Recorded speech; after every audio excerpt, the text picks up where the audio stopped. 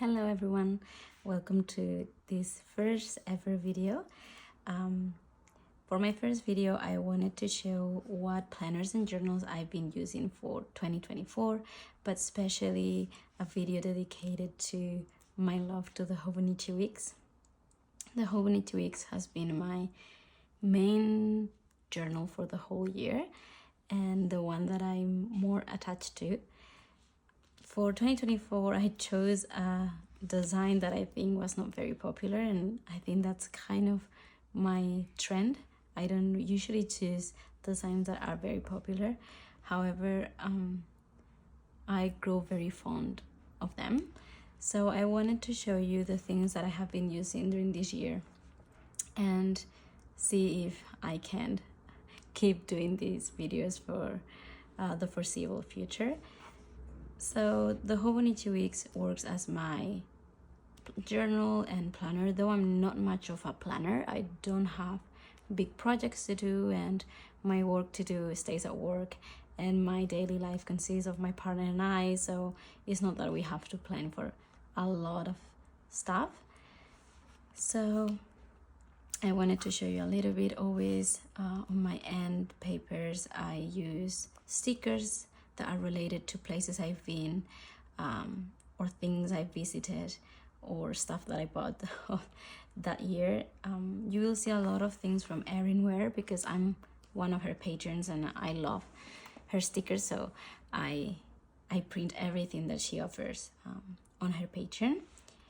So most of them are from coffee shops here in Korea. Some of them are from the Traveler's Notebook, and same here. Some are gifts from my partner, more Traveler's Notebook, and just shops and places we visit. My monthly is nothing really special. I don't do much in it. Just some plans, my days off at work, and my grocery list. And for my weekly, so at the beginning of the year, I approach my weekly as a to-do list. So every day I had some to-dos, and that was basically it.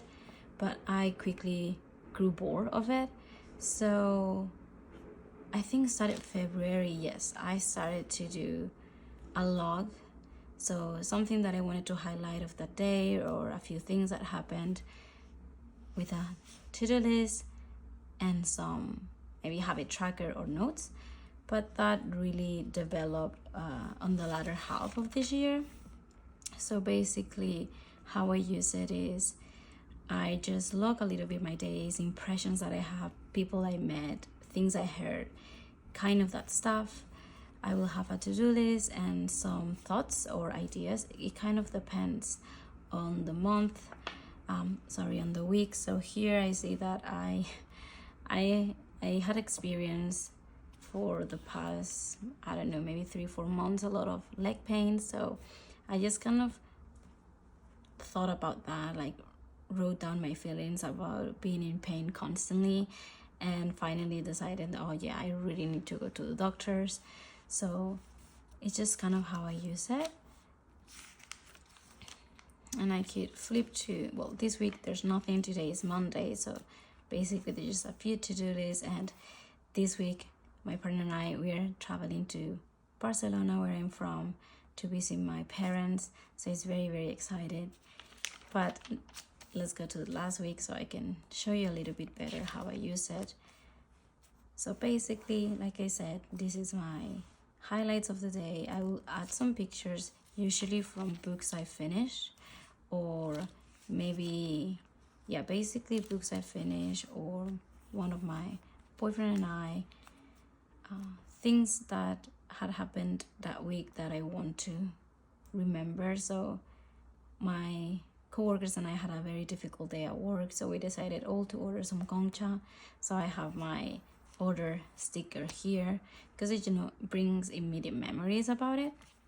And then for my memo, I use my memo a lot. So when I approached this book, I wanted to be something that reflected everything that I was interested in during that year, everything that I read, everything that I watched, consumed, visited. So I wanted to be this one that soul notebook that really represented who I was during that year. And it could seem a very difficult task to just allocate to one journal, one book, but it has worked wonderfully for me. So here I will have some books I read and some of the reviews. So I read, I don't know, In Cold Blood or A Horse at Night. Then I will have some pictures and some information about my visa, because I was changing my visa, so I needed to know what I needed basically. Then I will have some like more personal notes, or for example here, so my skin has not been the greatest this year, so I wanted to track the new skincare that I was getting, and if I was experiencing any side effects. So stuff like that represented the things that I was interested in during the year. So for example, this year we moved, so I wanted to do a to-do list like before the move, or Matecho Kaigi for 2025, because every time it's planner season I get so excited and I want to buy so many books, so many covers, that then I ended up not using. So when I was feeling so content back in July, I thought, let me put these thoughts to paper, so when it's the planner season I can come back to this and ground myself a little bit. So this is how I've been using my notebook. I also have some commonplacing, so I've been reading, I'm a big reader, and I've been reading all of May Sargent's journals, and this year I think I'm almost done. I read House by the Sea is the last one that I read, so I wanted to do a whole spread about the main topics that you could find within her journal, so nature, aging, relationships, and these are some pictures of her and her dog. The House by the Sea, which is one of the titles of her journals, and her in that beautiful room with so many flowers and books. So this is basically how I've been using my Hobonichi Weeks. So please let me know if you would like a whole flip through of all the pages and weeks in this notebook that I really much, really love. And it's the one book that I know is going to come with me to 2025. For my long form journaling, I was using a plain A6 notebook. So the first few months of the year, from December to April, I was using a Midori A6 notebook, and I was just writing almost daily here. I also have some book reviews. I could see that some lists. I did have a lot of lists of things, authors that I wanted to read, some books that I read, more books that I read. I also had a monthly here, which I just tracked my exercise, date nights that we had, my boyfriend and I. When I experience migraines, I do suffer from severe migraines, so I wanted to track that, and the books that I finished. And this one really worked well for me until March, I think. April, I didn't have that many entries, and I was just kind of a bit, I don't know, feeling like I wanted to change something. So I moved on to another A6, because one of the things that I set to myself for this year is that I wanted to use the journals, I wanted to use just one size. So if my first journal was an A6, then my second half will be also in an A6, because there's some aesthetic thing that pleases me a lot, to have just the same size for the whole year. But there's been some ups and downs with my journals. So first of all, I'm not someone that enjoys long form journaling, so I don't like to sit for hours and delve into my thoughts and my feelings. I'm much more of a logger, something that happened, I experienced, I heard, I saw, that caught my attention, and I want that to phrase it in a few sentences and I'm done. That's my preferable system, and I think that's why the Hobonichi Weeks has worked so well for me this year. So what happens is I get a bit tired of it. I use them and I work a lot through things, and I make a lot of lists, and I enjoy being in these journals. But if we go to August, there's no entries for August, and September there's 1 entry and a half, and then there's not even October, which is the month that we're in. So that just, I don't exactly know what to do for my journaling next year. I think I want to try a different approach to journaling. I think I don't want to do it a lot based on my feelings, as I was doing here, because it's not something that I really enjoy. And since I don't really enjoy it, I don't find time for it. It's not that I don't have time for it, it's I don't find time for it, or I don't make time for it rather. So I haven't yet decided what I want to do. If you have any suggestions, please let me know. I would love to know what you guys are using for journaling, or how do you approach journaling when you're someone that really doesn't like to journal for 2 hours about a specific moment. I think that I would like to talk more about that in another video, because last year I went through some of my old journals where I journal a lot about negative feelings, and when I reread those journals, there was no joy in them, so I shred them and trash them.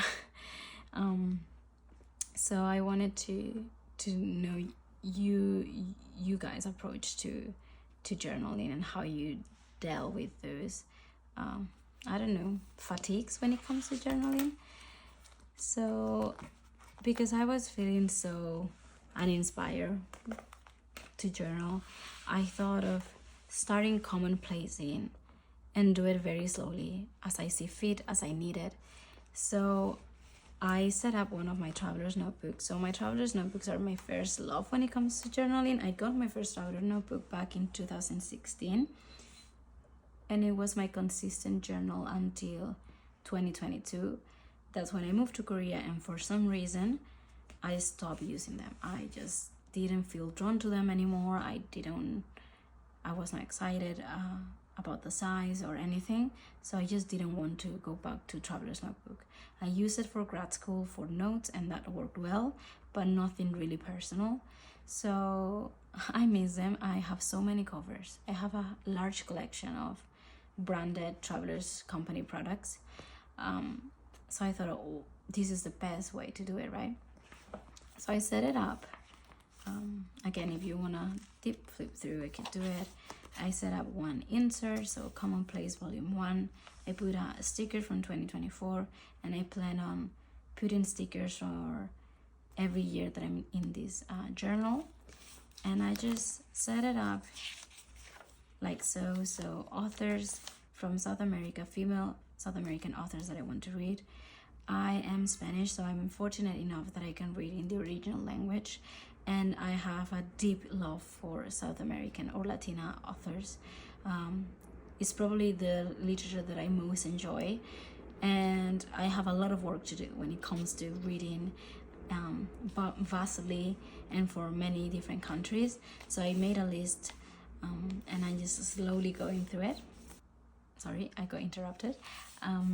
As I was saying, I major in comparative literature, so deep down there's always this need to read books, analyze the books, write about them in me, that I just, even though I graduated back in 2017, I still really want to do that. So I thought, I love much more that idea than journaling about my feelings. However, I found out that if I don't have a date, so if I don't have a dated notebook, like the Hobonichi Weeks, if I don't have a dated notebook, I feel no pressure or reason to be in my notebook. So I set up these on September 24th, and I started with Alexander Chi, because I was reading how to write an autobiographical novel, which I loved. So I wanted to just write about it, which I do still intend to. I just wrote some of the quotes and pasted some pictures. Then I came back on September 30th and pasted some Patti Smith pictures from M Train that I was reading at that time, and again didn't write anything. So the thought is there, the intention is there, however it has not yet been executed. but when I have this a bit more filled, I would like to flip through it, because I just really like how the system looks, how the system feels, but I just don't know why it's not something that I feel very drawn to.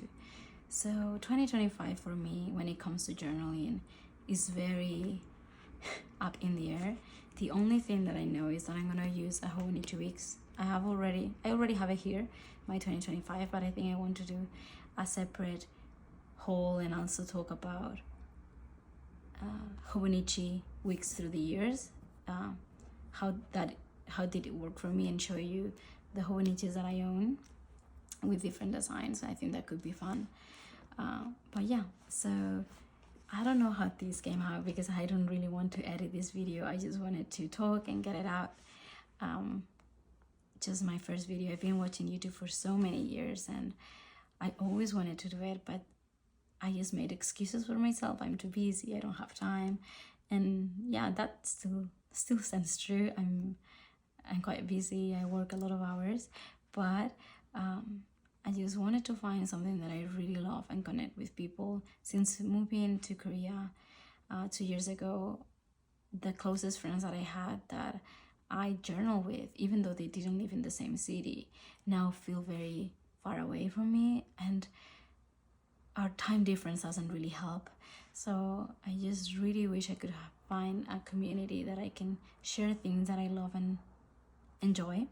So my plans for this channel is first focus on my stationery, so journaling mainly. Don't do much planning, so journals and commonplacing.